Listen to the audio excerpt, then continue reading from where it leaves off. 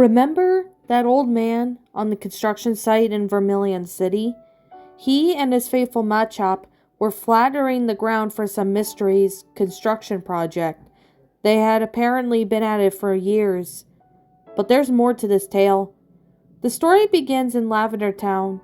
The Lavender Town chapter of Pokemon Red and Blue was short, but it left a profound impact on the player. Team Rocket was at it again, stealing the skulls of Cubones in the tower. Local celebrity Mr. Fuji attempted to stop them, but was easily subdued and taken hostage. You, the valiant hero, rescued Mr. Fuji and put an end to Team Rocket's nefarious plot. The story was juvenile, but there it seemed like there was so much more to it.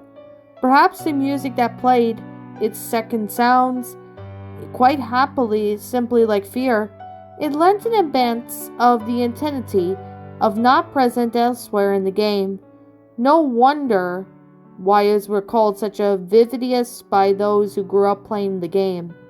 But this isn't as curious as for a town so dedicated to preserving the rest of the place of Pokemon. A mere 3 years later, and the tower has been replaced with a radio tower? Lavender Town had obviously changed the first time you've traveled there in Gold and Silver.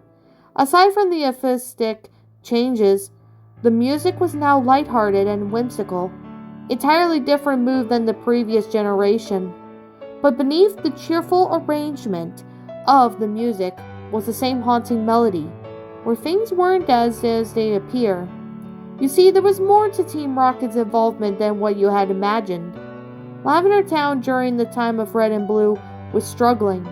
It was a town without a draw.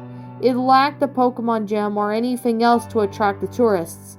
Fuchsia had a safari zone, Pewter had a museum, Cinnabar had a famous laboratory, and etc.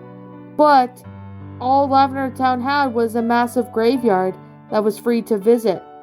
Its feeble Pokemart heart paled in comparison to the large Celadon department store, which was easily accessible through the underground path to the west. Lavender Town was easily in the poorest town of Kanto. One day a businessman approached the mayor of Lavender Town with a propulsion radio that was fad, and it had taken to a nearby Johto Legion during the storm. He had proposed the demolition of the Pokemon Tower and construction of the radio tower in its place. It would be entirely funded by the businessman's company, built at no cost to Lavender Town. The mayor realized that this would greatly upset the residents, but he also realized that this was an opportunity of prosperity. The town was desperate. He accepted it, even with the condition that come down with the businessman's plan. Cubones were indigenous to Lavender Town. Their skulls were extremely valuable to the black market. The businessman's condition is what his organization would be allowed to hunt the Cubones. The profits from the skulls would fund the construction of the radio tower. Who was this businessman? Giovanni, the mayor of Lavender Town? Mr. Fuji? Red was simply a pawn in this plot as he rescued Mr. Fuji, in order to deflect the growing suspicion of this involvement with Team Rocket, and that he had left the town and continued on his journey. Team Rocket quickly assumed the extermination of Cubones. The plan appeared to be unconcerned with those souls of the resting Pokemon, but anything but Giovanni was a very superstitious man. His takeover of a slip company was done so that Team Rocket would be able to mass-produce slip-cope scopes, which would be distributed to grunts involved in the Lavender Project. He would also believe that demolishing the tower would disrupt the spirits of the Pokemon inside. So he had planned to construct the new tower. The bodies would be moved there before the demolition of the tower would take place. He knew that of a place would be perfect for his new tower, an empty hill in Vermilion.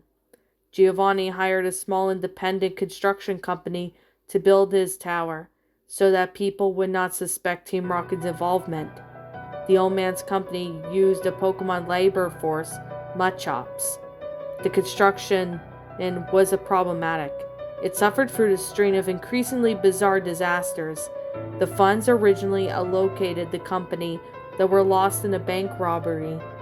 There were inexplainable machine failures as well as the deaths of several Machops.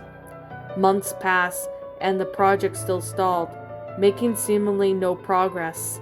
The citizens of Vermilion, who had no idea what the construction was intended for, joked that it was cursed. This would happen during the continuing tragedy that befell on the Machops, whose attacks could not affect the ghosts. Nevertheless, Giovanni refused to begin the construction of the radio tower until the bodies could be transferred to a new resting place. His greatest fear was disturbing spirits. Some of his followers came to view him as delusional. He seemed to have believed that the ghosts were trying to communicate with him, and that he had in fact disturbed the spirits already, causing their activity with Vermilion.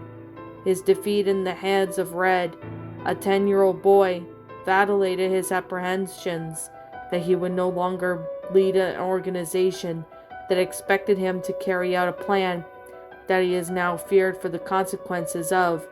He relinquished his powers and disappeared. The new leaders of Team Rocket shared a few superstitions and apprehensions. The tower was demolished the next day. Strangely, the old man that owned Vermilion Construction Company died on the same day. The construction site was still upon the hill, remains in Vermilion City today. It's abandoned, a flat patch of the earth, barren except for a few tombstones, under which our deceased Machops lay. The only feature that resembles the planned Pokemon Tower that never was. People that visited feel uneasiness. Some claim to hear very faint and very sad melody. Most avoid this place, but occasionally a traveler from Johto will unknowingly stumble upon it. They claim to see an old man and a Machop continuously stomping around the ground for an important construction project.